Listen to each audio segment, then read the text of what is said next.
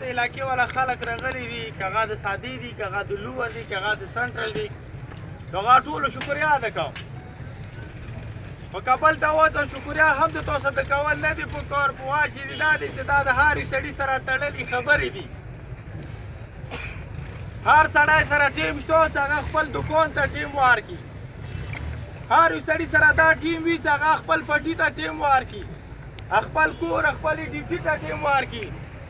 که داسې خلک کم میلاویږي لکه مو تاسو دی چې هغه قوم ته ټیم ورکړي، هغه د قوم مسالو ته ټیم ورکړي، هغه د قوم حیات ته ټیم ورکړي، هغه د قوم ړنګو کورونو ته ټیم ورکړي، هغه افسر ته هغه پیغام راناستي د هغه رخواني ته ټیم ورکړي، هغه مشر چې هغه خو بیا ولی ناستي د هغه بېدرواني ته ټیم ورکړي.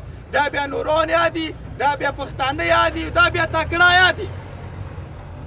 د تاسو ټولو ته مو داسې یایو چې د موږ کومې مطالبې دي دا د حکومت سره مو نه دي تړلي، دا د 1947 نه تړلي دي.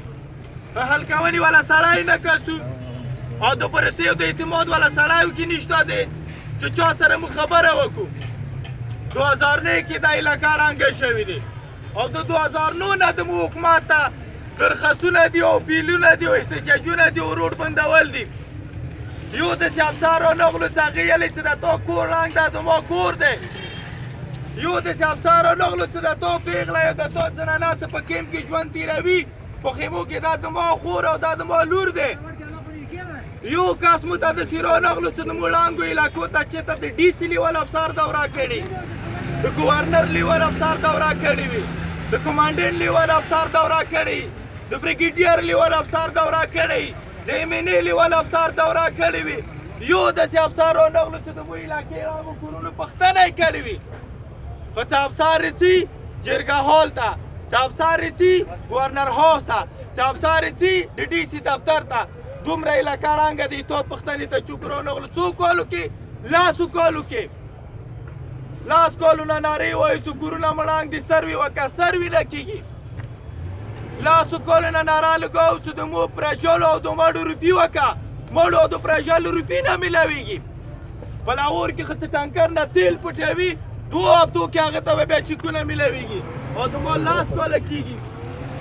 لاس کاله کېږي نه 20 کالونه زیات وخت شو چې د مو مشرانو ته یایي چې په بازارونو کې انتظارګاهانې جوړې کړه حکومته، انتظارګاه جوړه کړه. بله ورځ خبره کېږي چې دلته ګلیره ټیټه شوې او باران و، زنانه سره ده، خپله مور سره د بچیو ګلي ته ولاړه وه جوړېدله، نه په دکانونو وتله شوه نه په جوماته. په واجب دي چې هغه یوه پښتنه وه، خو که انتظارګاه وه مو زنانه به نه جوړېدلې.